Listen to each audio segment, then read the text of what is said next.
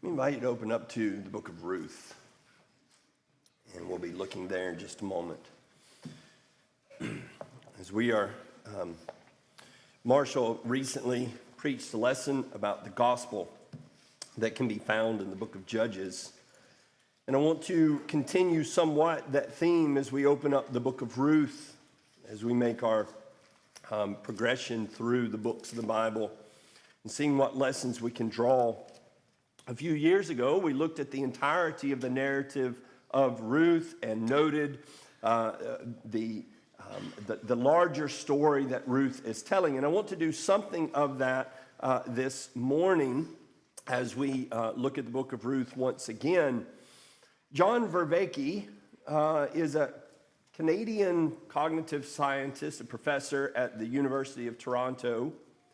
And in 2019 and 2020, he recorded a series of lectures called Awakening from the Meaning Crisis, in which he defined what he sees in society as an increasing lack of purpose and meaning, an aimlessness, especially among young men. And he started far back in history and just sort of walked through what he thought were some of the causes of all of that, and then eventually gets to what he thinks will be the solutions. Now, all through those lectures, there are maddening elements as Vervaeke does not believe in God, and so I think ends up in a place where he has no answers. But I do think he is acknowledging and noticing what is an intensifying problem.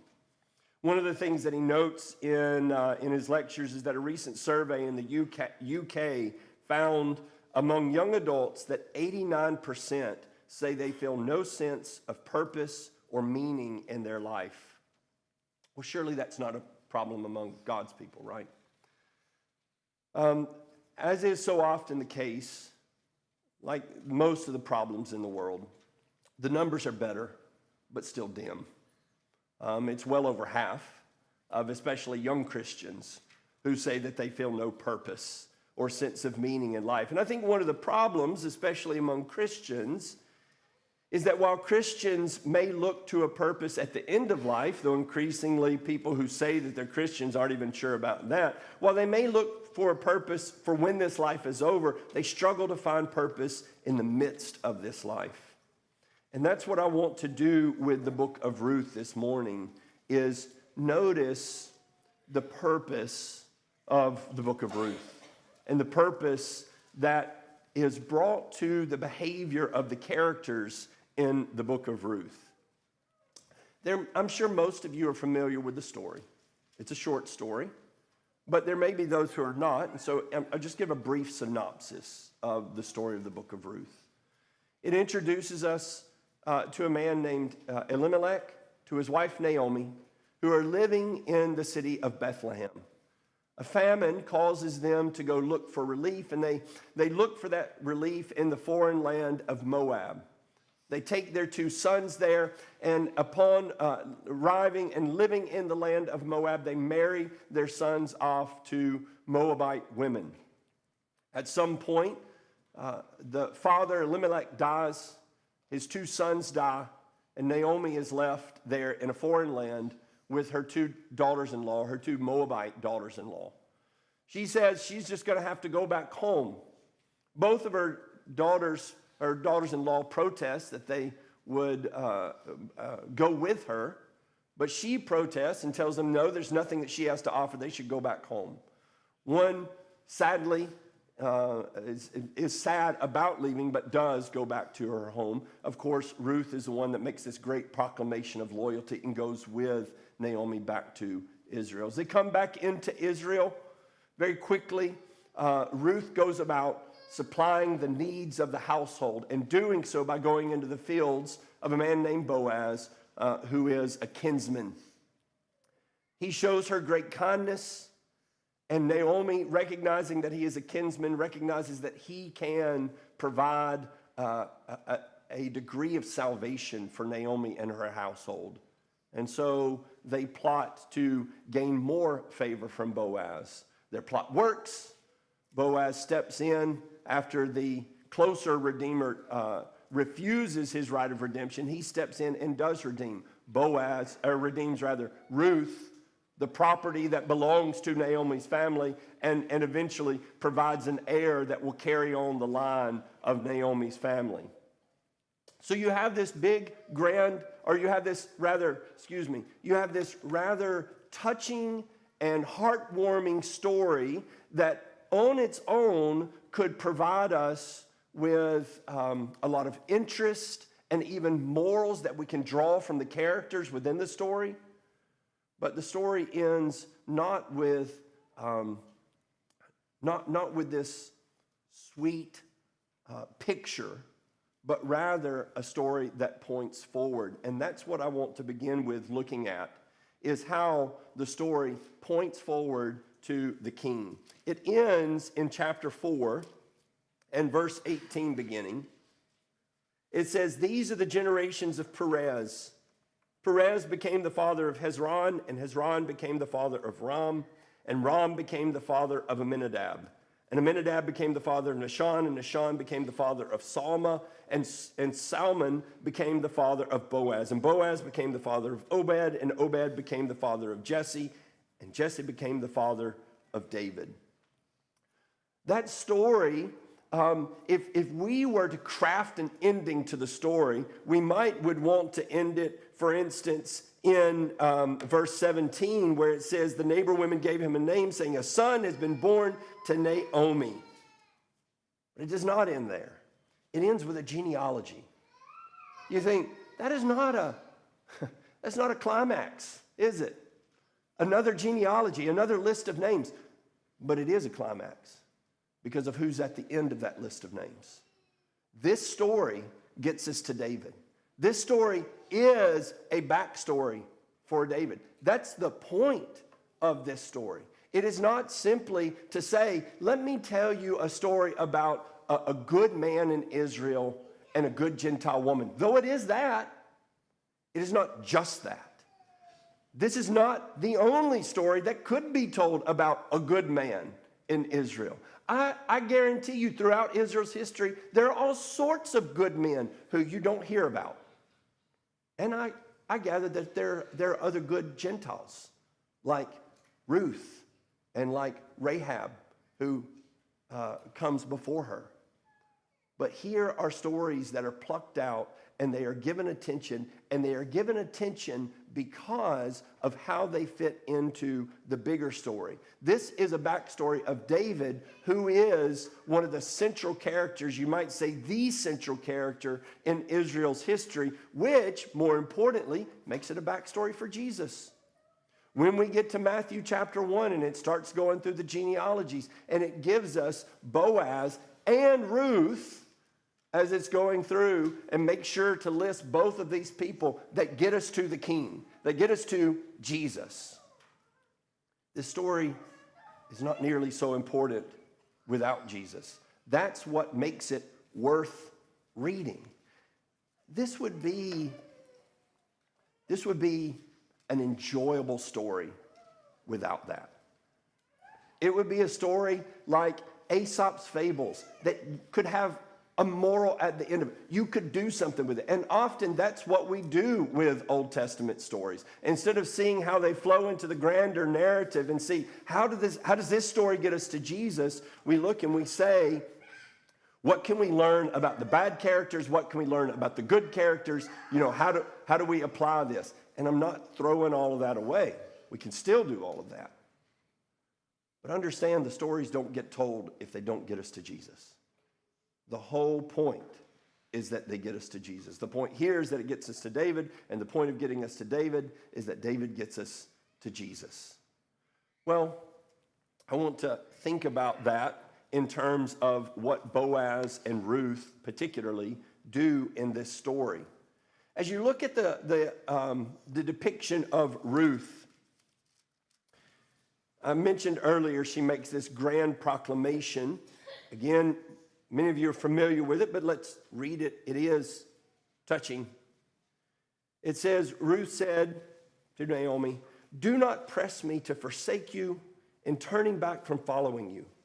For where you go, I will go, and where you lodge, I will lodge. Your people shall be my people, and your God my God. Where you die, I will die, and there I will be buried. Thus may Yahweh do to me and more, if anything but death separates you and me. So she saw that she was determined to go with her, and she said no more to her.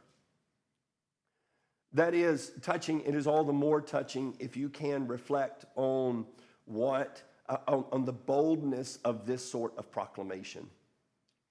Ruth is someone who is tied to her people and to her land. It is no small thing to say, I will go die in a foreign land and I will be buried on land that is not the land of my people. But the degree of loyalty that she shows here is a willingness, a total disregard of everything that's come before, and say, I have become a different person and I will be your people. Again, I hear men who preach God's word in foreign lands who talk like this, and I swell with admiration. The notion of, a friend said to me recently, I expect to be buried here. And it's because he has invested his whole life and said, my work, my life is preaching the gospel in this place.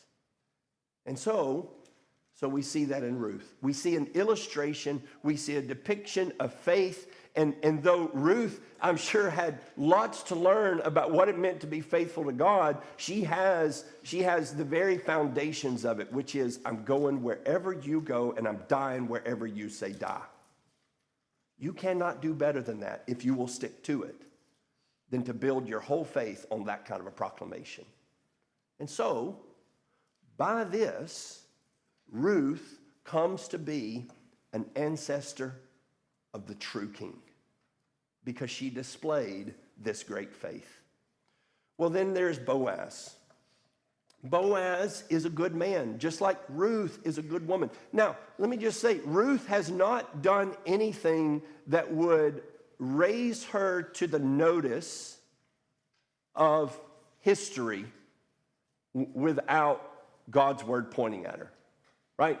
The secular histories of the world do not raise Ruth up and say, here is a woman that everybody should take notice of. Nobody knows who she is in the annals of history, but God does. God says, this is going to be one of the mothers of my son. And so he raises her up through this simple faith. He uses this plain but noble proclamation to bring her into the story. Well, then we come to Boaz, and Boaz he's a good man. And granted, he's a good man in a time that is not good. We note in the first verse, it happened in the days when the judges judged. It's not a good time. It's not a good time for good men. They're hard to find. But Boaz is one of them. But his gestures, again, are not grand gestures. They are obedient. And they are specifically obedient in multiple ways to specific proclamations that God's word had made. In chapter 2, it says that Boaz said to his young man who was in charge of the reapers, whose young woman is this?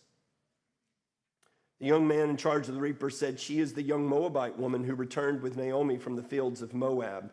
And she said, please let me glean and gather after the reapers among the sheaves. Thus she came and has remained from morning until now. And she's been sitting in the house for a little while. Then Boaz said to Ruth, have you not heard, my daughter? Do not go to glean in another field. Furthermore, do not go on from this one, but stay here with my young women. Let your eyes be on the field which they reap, and go after them. Indeed, I have commanded the young men not to touch you. And if you are thirsty, go to the water jars and drink from what the young men draw. And of course, she falls on her face with gratitude towards this kindness he has showed. But this is kindness. This is the very kindness in very specific ways, though I think he is particularly generous in it. He is doing what God directed his people, and especially those who were prosperous, to do. In Deuteronomy 24 and in verse 19, Moses directs, when you reap the harvest in your field and have forgotten a sheaf in the field, you shall not go back to get it. It shall be for the sojourner, for the orphan, and for the widow, in order that Yahweh your God may bless you in all the work of your hands. When you beat your olive tree, you shall not go over the boughs after you finish it. It shall be for the sojourner, for the orphan, and for the widow. When you gather the grapes in your vineyard, you shall not glean it after you finish. It shall be for the sojourner, for the orphan, and for the widow. And you shall remember that you were a slave in the land of Egypt. Therefore, I am commanding you to do this thing. There is a generous forgetfulness that is commanded here. A generous sloppiness, if you will. When we go out to the garden to harvest our cucumbers, which is the thing that has liked the rain most this year, we go out and we fill up a basket. And as we fill up that basket, my motivation gets less and less to look diligently for more cucumbers. And then Ryland comes back behind and he goes, Dad, you missed this one, you missed this one, you missed this one. Okay, more cucumbers. The idea here is that you're glad to miss. You're glad that there's more on the vine. And you're hopeful that it'll be helpful to somebody who's going to come along behind you and going to find a way to live after you have had so much that you don't even need to look under the vine for more. And so Boaz does that. And it's not that Boaz came up with this idea out of his own goodness and his own kindness. He is following, he is being an obedient servant when he does this. Now, again, I would say Boaz goes further. He says, come drink from my water. And in fact, he will command his reapers to be extra careless as they are reaping in front of Ruth. Make sure that plenty falls to the ground for her to pick up. And so there's opportunities to be more or less generous within this command. But the point I want to make is Boaz is not doing some unheard of thing. He's doing what God wants him to do. And God blesses him. And he blesses him by making him a father of a king, of the king. And that's how he comes into that story, is by being a simple, obedient servant to God. What's more, as the story progresses and as he becomes this redeemer, over in chapter 4 and verse 9, when it says, Boaz said to the elders and all the people, you are witnesses today that I have acquired all that belonged to Elimelech and all that belonged to Chilion and Mahlon from the hand of Naomi. And also I have acquired Ruth the Moabitess, the widow of Mahlon, to be my wife, in order to raise up the name of the one who has died on behalf of his inheritance, so that the name of the one who had died will not be cut off from his brothers or from the gate of his birthplace. You are witnesses today. This again is falling in line with what God has said both about property and about wives of brethren, that the property shall go to the closest kinsman. And in addition to the property, that the wife shall go to the closest kinsman, so that somebody else may continue that land's promise, that land's inheritance in this name. And so again, it's not Boaz coming up and saying, here's an idea, but it's Boaz saying, let's go by what God has said. And by him rising up and being willing to do that, when in fact another man has not been willing to rise up and do that. What is the result? Well, just like Ruth, Boaz doesn't show up in any of the history books. Tacitus doesn't have anything to say about Boaz. None of the great historians, except this historian, who is the most important historian when it comes to us. The Holy Spirit said, here's a man of great importance. Why? Because he's just doing what God said. And just doing what God said made him a father of a king. Well, I want to suggest to you that the same is true for us. That obedience to God in simple ways, noble, good-hearted ways, but simple, still brings us into a bigger story. And that is, coming back to the introduction, that is what will supply our lives with more meaning than anything else. Is to recognize the grandness of the things that we are participating in. In Ephesians chapter 6, and verse 5, where he says, slaves, be obedient to those who are your masters according to the flesh, with fear and trembling, in the integrity of your heart, as to Christ, not by way of eye service as men pleasers, but as slaves of Christ, doing the will of God from the heart, serving with good will as to the Lord and not to men. I don't know how many of you have read Uncle Tom's Cabin. It's an infamous book that was written in order to shame people on the subject of slavery. And the way that Harriet Beecher Stowe did that was to create a character named Uncle Tom, who was a slave in a home where he was much beloved. And he was a slave who got many privileges and many responsibilities and was just a part of the family. But what happens to that family is they fall into terrible debt, and through no choice of their own, their slaves are taken and sold to other people.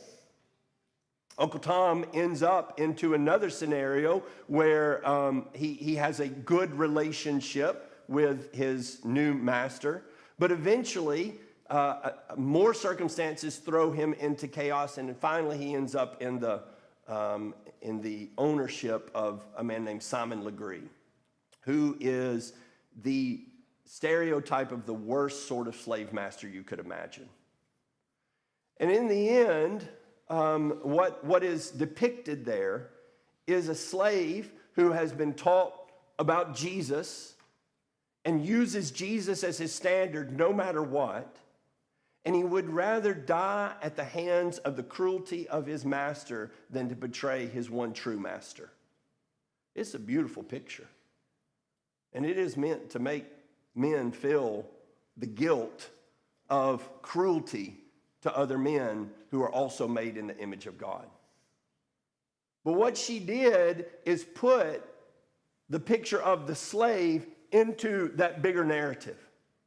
Do you understand this one? Do you understand what you're doing when you treat like an animal this one who's made into the image of God? See, that's the image and that's the idea. And we could go into whether she's being fair or so forth, but the story itself is trying to take this passage and lift it up and say, this is what it looks like when a man recognizes that his story is bigger than just him and this master. And that story depicted so poignantly set the world on fire. As Abraham Lincoln said when he invited Harriet Beecher Stowe to the White House, so you're the one that's caused all this trouble. Because it takes it out of the smallness of its context and helps you realize there are eternal realities at consideration here. I think that's a beautiful thing. I think that's a beautiful picture. And I think it's telling that the world has made Uncle Tom into a pejorative. Here is this man who was supposed to represent what it looks like to act like Christ in the most miserable circumstances. And our culture goes, yeah, sell out. That's how twisted we are in our culture, is that we can't see the beauty of a life that points beyond this reality. Back in chapter 5 of Ephesians and verse 32, you'll remember as he's talking about the marriage relationship and calling husbands and wives to bigger acknowledgments than themselves and their own roles in marriage. And he says in verse 32, the mystery is great, but I am speaking with reference to Christ and the church. To see beyond. I think about when when someone is looking for help in their marriage is coming to pieces, part of the reason is that this thought is as far as can be from their minds. Nobody is thinking, how am I reflecting Christ in this marriage? Nobody is thinking, how am I reflecting the church in this marriage? And everyone is thinking, I am being mistreated. And to the person, to the man especially, who says, I'm being mistreated, I come in and I say, well, have you been put on a cross yet? Well, no. All right, well, you got a ways to go. And that's unsatisfactory. You're telling me I got to put up with more? Yeah, maybe. Maybe a lot more. Look at the image. Look at what you're reflecting. You think you've sacrificed? You have not yet begun to depict fully what we could depict. And in fact, we get so pragmatic and so focused here that when we do see beautiful pictures of this, we are almost dismissive of it. A man breaks his body caring for his wife in the final years of her life. And we say, I just couldn't get him to give it up. Why were you trying? Here was a man giving himself over to the care of his wife. Glory. Glory is what he's depicting. Step in and help by all means, but don't talk him out of it. Wonder at it. Learn from it. Aspire to it. Because that man is teaching bigger things than just how to have a good marriage. He's teaching you about Christ and the church. In 1 Corinthians chapter 11,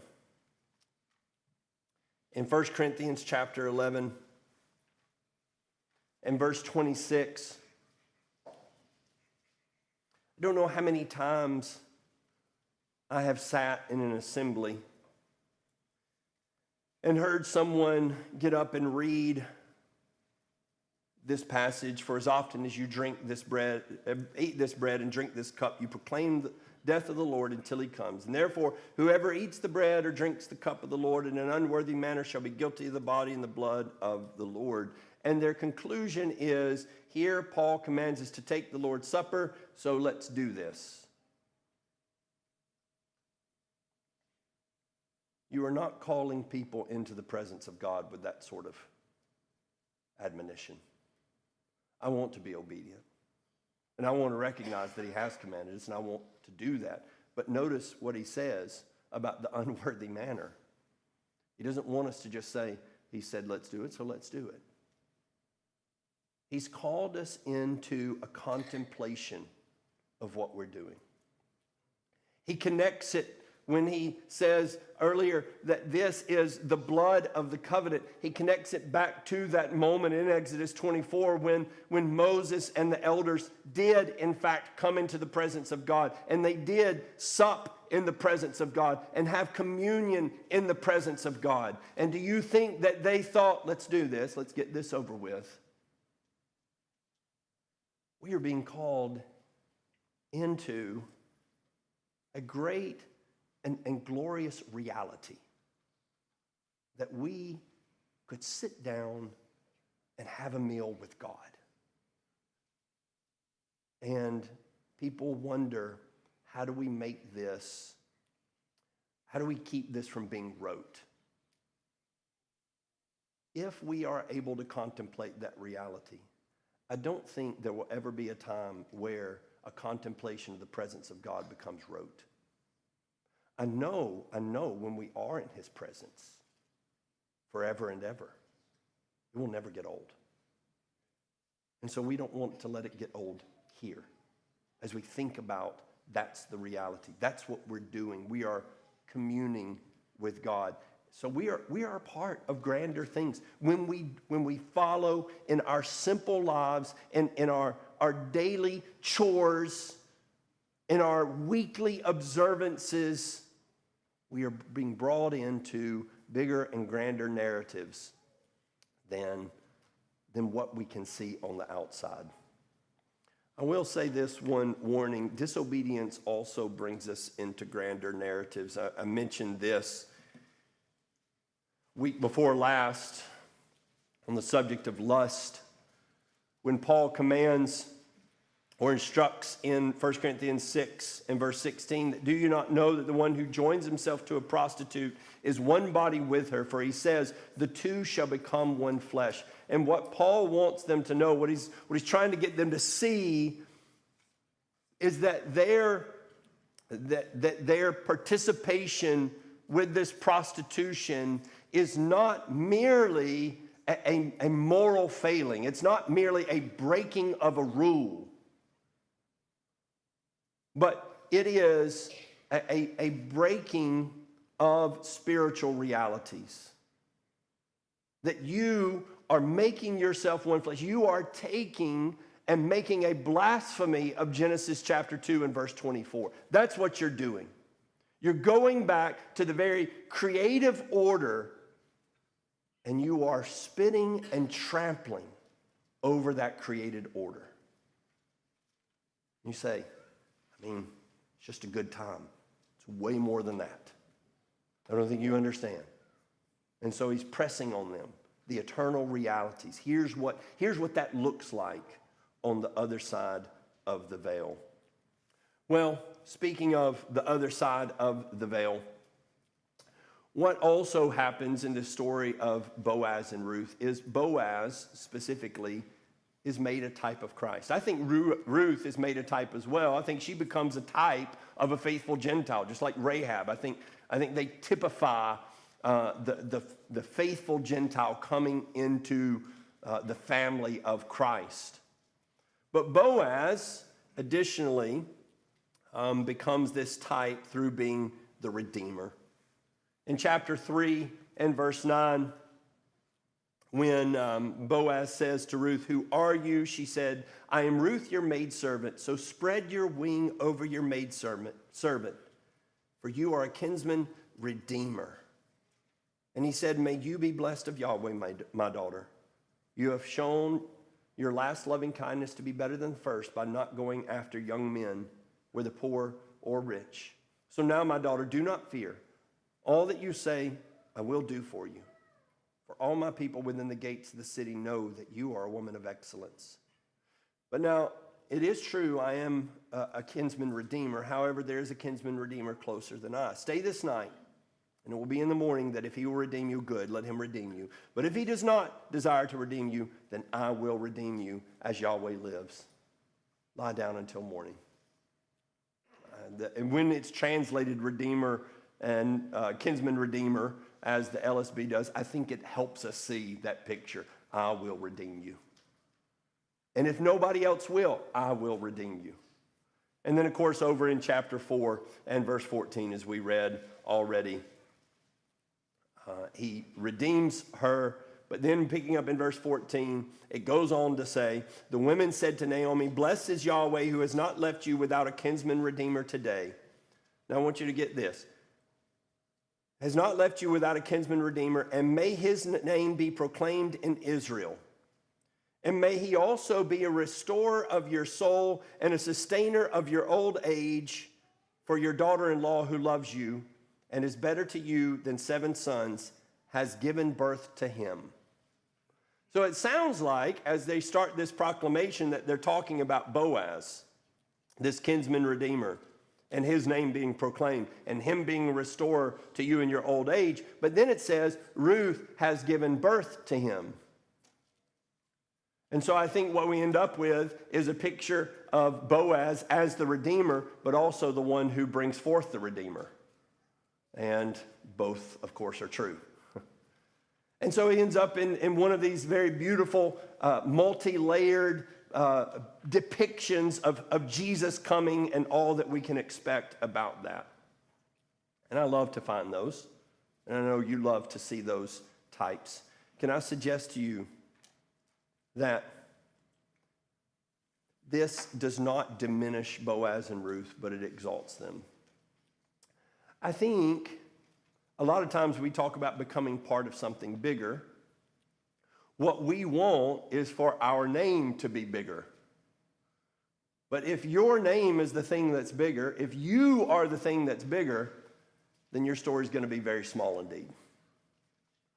We want to be a part of something that makes us into a shadow, that makes us into a poor reflection of something far greater and more glorious.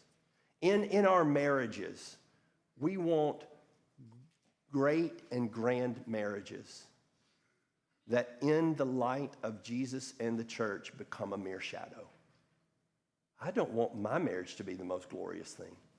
I want it to point to the most glorious thing. Because then, in my best moments, in my highest aspirations, there is something even better.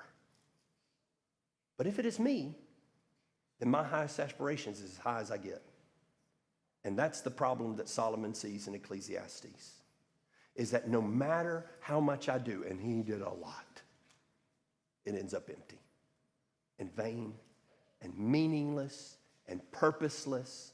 And Solomon ends up talking just like so many young people are talking today. What is the point? And Solomon says, you're not wrong. If this is all there is, it is pretty pointless. But it's not. It's not all there is. And our little dealings and our small aspirations and our small victories amount to shadows of greater and grander victories. And that is a great blessing. We will then be a type. We are all types. And we're going to be types no matter what we choose. In Romans chapter 5 and beginning of verse 12, it gives us two types. There is Adam and there is Christ. And in the end, both represent the image of God. And one came and trampled upon that image, made a blasphemy of that image. And he comes to represent the one who leads to death. But another comes, and he offers a different type. And he comes to represent the one that leads to life. And we can point to either one, but we will point to one. And that's the thing of it, is here are people who would like to choose what their type is, right? They want to be the ones that point to Abraham. And he says, no. You point to Adam. That's what you're a depiction of. You think you point to grand things, but you point to miserable things. You could point to grand things. And so that we can choose to go through our lives. And what we can choose to see is to try to see with God's vision, like in the book of Revelation, when we look around and we see what's going on and we see the smallness of our own lives, we can look up with John and see God pulling back the curtain and saying, let me show you what this looks like over here. C.S. Lewis, in The Weight of Glory, said, it is a serious thing to remember that the dullest and most uninteresting person you can talk to may one day be a creature which, if you saw it now, you would be strongly tempted to worship. Or else a horror and a corruption such as you now meet, if at all, only in a nightmare. All day long, we are in some degree helping each other to one or the other of these destinations. It is in the light of these overwhelming possibilities, it is with the awe and the circumspection proper to them that we should conduct all our dealings with one another, all friendships, all loves, all play, all politics. There are no ordinary people. You have never talked to a mere mortal. Nations, cultures, arts, civilizations, these are mortal. And their life is to ours as the life of a gnat. But it is immortals with whom we joke, work, marry, snub, and exploit. Immortal horrors or everlasting splendors. We are all immortals. And recognizing that, makes great meaning and purpose in life. Recognizing that not just you, but the person next to you, and you are helping them to become glorified immortals or tormented immortals. And that everything we do is moving that direction. Everything we do is getting us closer, as he says, to one or the other of these destinations. What about you? Are you contemplating your role in God's grand and eternal plan? Men and women in the first century were carrying out their political whims, acting in their own pleasures. And God said, that's not all that's happening. These are people playing a part in a war that I am a part of and I am winning. And you, as you pull back the curtain, can turn out to be kings and queens, ruling to the glory of the one great King of Kings. Or God may pull back the curtain and we would see enemy combatants twisted and distorted in shape and purpose.